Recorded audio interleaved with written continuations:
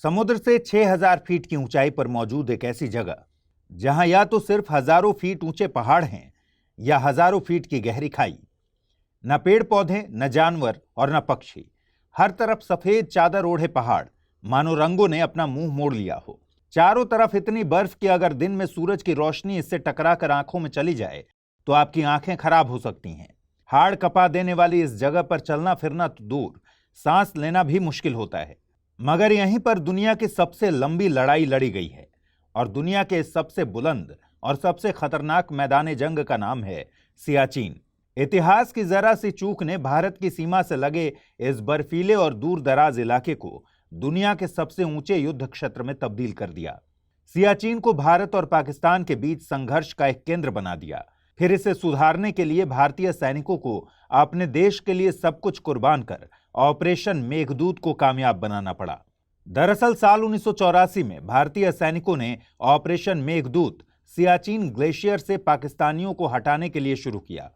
शह और मात के इस खेल में भारत ने पाकिस्तान के नापाक मंसूबों को बर्फ में मिला दिया था। 21,000 फीट ऊंचाई पर चली ये जंग दुनिया में अनूठी किस्म की जंग है।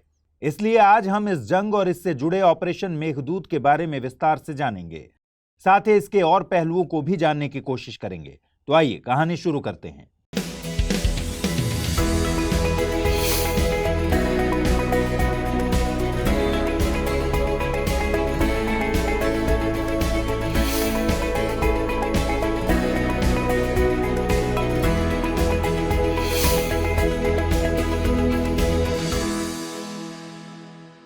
मगर कहानी को ठीक से समझने के लिए पहले सियाचिन की भौगोलिक अवस्थिति के बारे में थोड़ा जान लीजिए।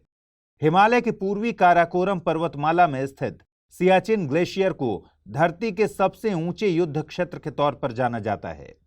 यह गैर ध्रुवीय क्षेत्रों का दूसरा सबसे लंबा ग्लेशियर भी है।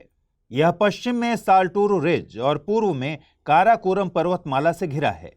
चीनी प्रांत शिनजियांग उइगर स्वायत्त क्षेत्र इसके करीब ही स्थित है। पाकिस्तान के कब्जे वाला जम्मू कश्मीर का इलाका यानी पीओके की सीमा भी इससे लगती है।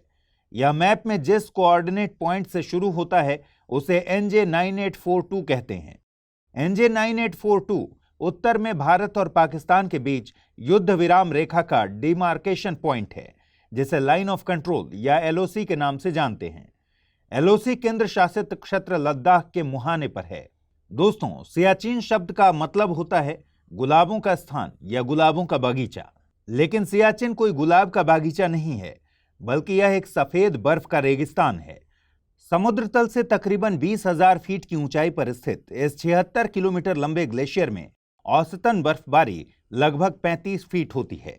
तापमान हमेशा -10 डिग्री सेल्सियस से नीचे रहता है। ठंड में तो यहाँ का तापमान -70 डिग्री सेल्सियस तक पहुंच जाता है। शुरुआत में यह इलाका ब्रिटिश सर्वेयर्स की नजरों से बच गया था। बाद में भारतीय सशस्त्र बलों के प्रयासों से सियाचिन और नुब्रा घाटी दुनिया के नक्शे में शामिल हुए। ऐसे में आप सोच रहे होंगे कि आखिर इस तरह मौत की गोद में जाकर ये जवान अपने देश की रक्षा क्यों करते हैं। दिन रात बर्फ की चादर से ढका रहने वाला बंजर सियाचिन आखिर भारत के लिए इतनी अहमियत क्यों रखता है। देखिए, सबसे पहले तो सियाचिन ग्लेशियर मध्य एशिया को भारतीय उपमहाद्वीप से अलग करता है। यह जम्मू और कश्मीर के विवादित क्षेत्र में स्थित है, जो भारत और पाकिस्तान के बीच चल रहे संघर्ष का अहम कारण है। सियाचिन ग्लेशियर की भू रणनीतिक खासियत है कि यह भारत को पाकिस्तान के साथ किसी भी संभावित संघर्ष में सामरिक लाभ की स्थिति में रखेगा।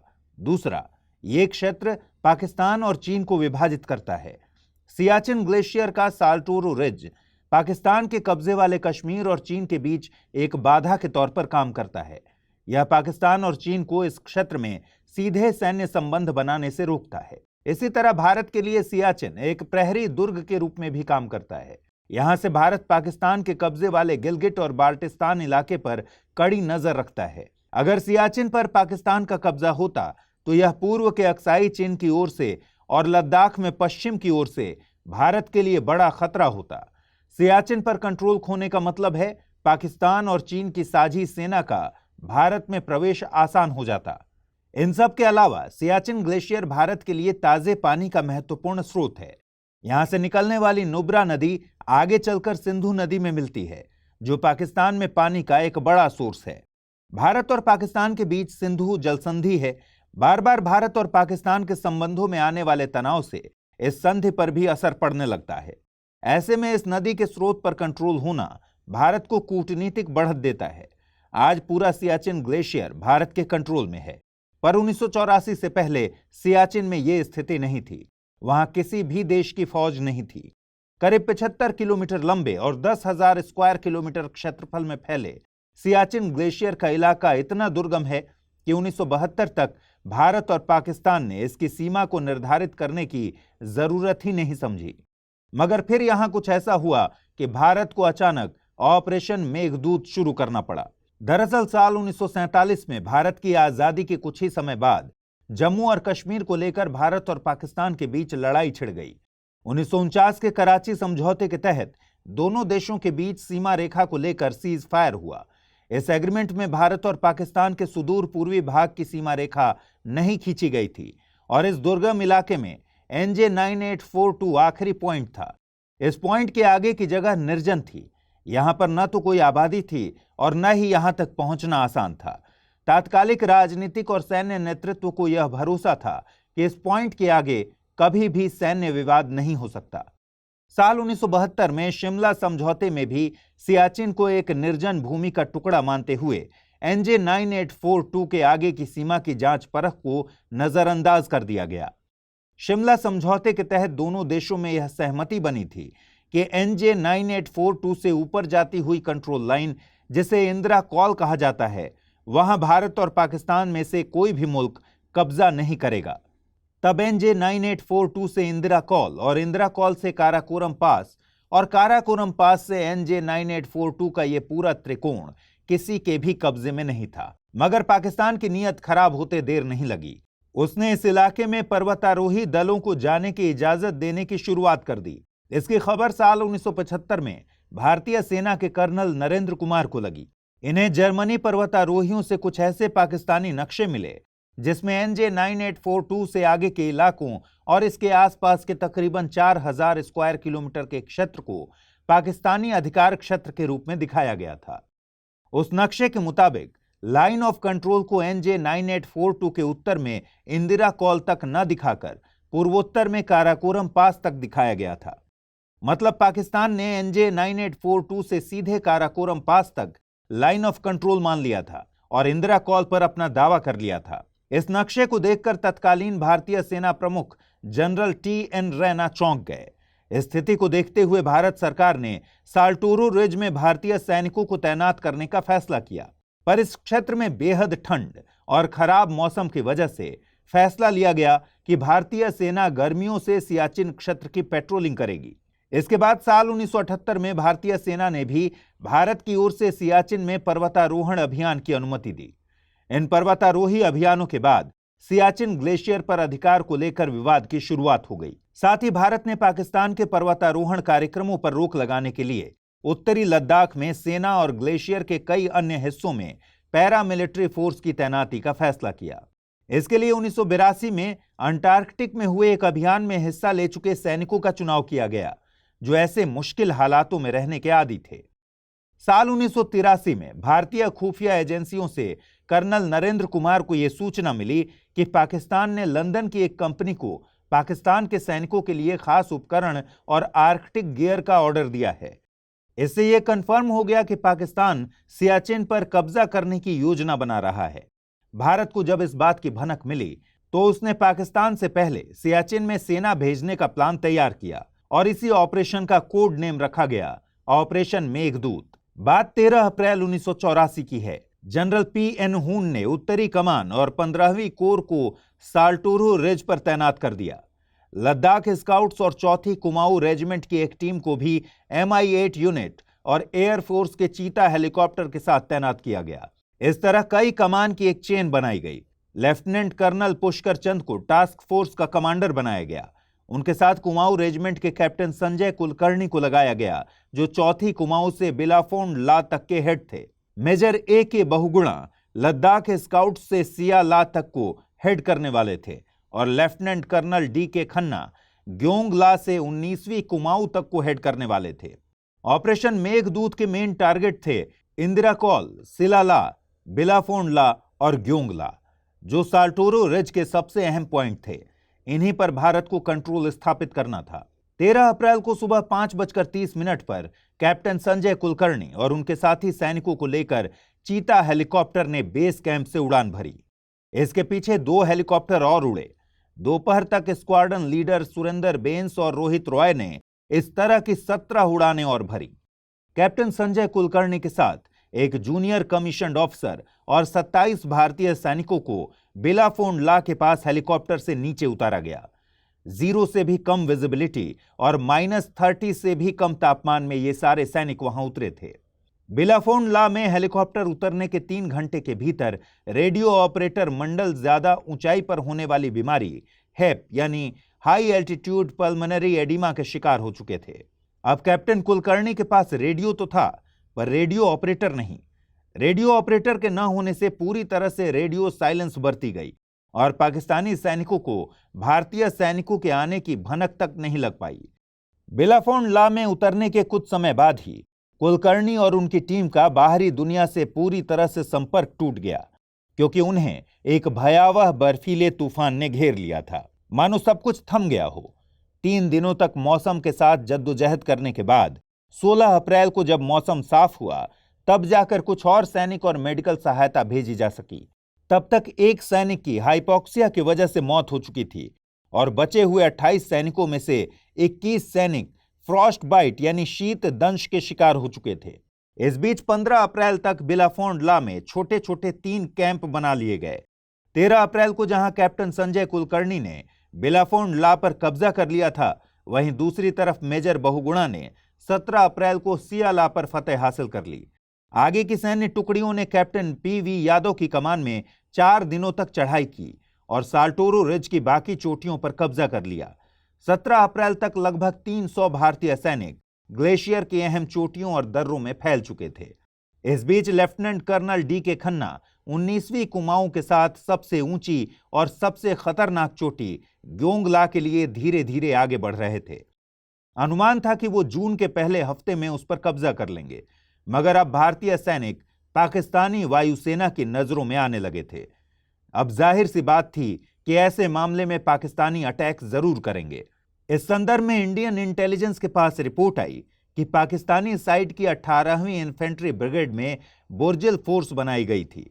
उन्होंने इंडियन ट्रूप्स को हटाने के लिए ऑपरेशन अबाबील लॉन्च किया था। इसके जरिए वो पश्चिम साल्टोरो रेंज और बिलाफोंडला पर कब्जा करना चाहते थे। 23 जून 1984 की सुबह करीब 5:30 के आसपास पाकिस्तान की तरफ से हमला हुआ। इस हमले में लांस नायक चंचल सिंह शहीद हो गए। इधर भारतीय सैनिकों ने भी जवाबी कार्रवाई शुरू की। इस हमले में 26 पाकिस्तानी सैनिक मारे गए और भारत ने अपना एक जवान खोया। पर यह आखिरी हमला नहीं था।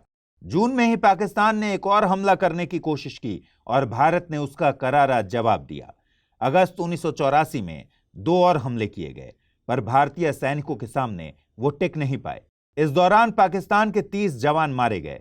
इस बीच 5700 मीटर की ऊंचाई पर ग्योंगला के ऊंचे पॉइंट पर भी कैप्टन डी.के. खन्ना ने जीत हासिल कर ली। पूरा सियाचिन अब भारत के कब्जे में था। ऐसा पहली बार हुआ था जब किसी भारतीय रेजिमेंट ने दुनिया के सबसे ऊंचे युद्ध क्षेत्र में इतने बड़े एरिया पर कब्जा किया हो। 3 साल बाद सन 1987 में भारत के कब्जे वाले क्षेत्रों को दोबारा हासिल करने के लिए पाकिस्तानी सेना ने 22,143 फीट की ऊंचाई पर कायद चौकी बनाई और भारतीय सेना के खिलाफ सिलसिलेवार हमले किए। यह चौकी नजदीक की सभी भारतीय चौकी पर हावी थी, क्योंकि यह उन सभी से ज्यादा ऊंचाई पर स्थित थी। हमलों की अगुवाई शुरू में परवेज मुशर्रफ ने किया था, जो उस समय पाकिस्तानी सेना के ब्रिगेडियर जनरल थे। जवाबी कार्रवाई में भारतीय सेना ने 23 जून 1987 को ऑपरेशन राजीव शुरू किया। इसकी जिम्मेदारी नायब सूबेदार बाना सिंह को दी गई। मुश्किल और विपरीत परिस्थितियों में 0 से 50 डिग्री कम तापमान और बर्फीले तूफानों के बीच भारतीय 8वीं जम्मू कश्मीर लाइट इन्फेंट्री के जाबाज सैनिकों ने 3 दिन और 3 रातों तक पाकिस्तानी सेना से भीषण जंग लड़ी और 26 जून 1987 को भारतीय जांबाजों ने पाकिस्तानी पोस्ट पर अपना कब्जा जमा लिया। युद्ध के इतिहास में यह एक अद्वितीय और असाधारण अभियान था। बाद में पोस्ट का नाम बाना टॉप रख दिया गया। इस बहादुरी के लिए बाना सिंह को भारत के शीर्ष सैन्य सम्मान परमवीर चक्र से नवाजा गया। इसमें कोई शक नहीं है कि ऑपरेशन मेघदूत भारतीय सेना के सबसे मुश्किल अभियानों में से एक था। अगर हम सियाचिन के भौगोलिक विशेषताओं को देखें तो भारत की ओर से सियाचिन की खड़ी चढ़ाई थी और पाकिस्तान की ओर से सियाचिन की चढ़ाई आसान थी। वहीं दूसरी तरफ भारतीय सैनिकों को -40 से -60 डिग्री के तापमान में फतह हासिल करनी थी। सियाचिन को लेकर हुए संघर्षों में यानी पिछले 40 सालों में दोनों देशों को भारी जान और माल का नुकसान उठाना पड़ा है। आधिकारिक रिकॉर्ड के मुताबिक दोनों तरफ से कुल मिलाकर 2000 से ज्यादा फौजी अपने जाने गंवा चुके हैं और 5000 से ज्यादा जख्मी हो चुके हैं। एक बड़ी तादाद ऐसे सैनिकों की भी है जो भीषण सर्दी, फेफड़ों की बीमारियों यानी पल्मोनरी एडिमा या हिमस्खलन के कारण मारे जा चुके हैं। कुछ मानसिक समस्याओं जैसे यादाश्त खोने, गहरे डिप्रेशन और नींद की कमी से जूझ रहे हैं। कई फौजी भूख कम लगने और एम्प्यूटेशन यानी बर्फ की वजह से पैर कटने जैसी परेशानियों में उलझे हैं। सियाचिन में दोनों देशों को खर्च भी बहुत करना पड़ता है। यहाँ कुल मिलाकर एक दिन में तकरीबन $1 मिलियन यानी करीब 6 करोड़ रुपए की रकम खर्च की जाती है। इतनी कठिन परिस्थितियों के बावजूद भी भारतीय सेना के सैन्य पराक्रम और कर्मठता का ही नतीजा है कि आज दुनिया के सबसे ऊंचे युद्ध स्थान पर भारत रणनीतिक लाभ की स्थिति में है। तो दोस्तों, ये थी ऑपरेशन मेघदूत की कहानी, उन भारतीय सेना के वीर जवानों की कहानी जिन्होंने अपने प्राणों की परवाह किए बिना दुनिया के सबसे दुर्गम युद्ध स्थल पर पराक्रम और शौर्य की वीर गाथा लिखी। सियाचिन जैसे बीहड़ इलाके में पाकिस्तान को शिकस्त दी और एक बार फिर दुनिया के सामने तिरंगा का सिर ऊंचा किया। इस ऑपरेशन में जितने भारतीय सैनिक पाकिस्तान की गोली से शहीद नहीं हुए, उससे कहीं ज्यादा सैनिक सियाचिन की ठंड से मौत की नींद सो गए। -50 डिग्री तापमान और 300 किलोमीटर प्रति घंटे से ज्यादा रफ्तार से चलने वाली बर्फीली तूफानी हवाएं किसी की जान लेने के लिए काफी हैं। इन ऊंचाइयों पर ऑक्सीजन इतना दुर्लभ है कि हर सांस अस्तित्व के लिए दर्दनाक लड़ाई लड़ती है। इस लड़ाई को हमारे सैनिक हर पल लड़ते हैं। आज शत्रुतापूर्ण इलाके में उस कड़ाके की ठंड में भारतीय सेना के जाबाज अपनी जान की बाजी लगाकर दुश्मनों से देश की रक्षा कर रहे हैं। सेना के ऐसे वीर जवानों को हमारा शत शत नमन। जय हिंद, जय भारत। तो आज के इस सेशन में बस इतना ही, मगर इस टॉपिक के यूपीएससी मेंस के लिहाज से महत्वपूर्ण होने की वजह से हम आपके लिए एक सवाल छोड़कर जा रहे हैं। सवाल है, सियाचिन विवाद की उत्पत्ति और सियाचिन से भारत को होने वाले सामरिक लाभ की आलोचनात्मक चर्चा कीजिए। हिंदी में यूपीएससी की तैयारी से संबंधित प्रोग्राम्स को देखने के लिए सब्सक्राइब करें स्टडी IQ IAS हिंदी।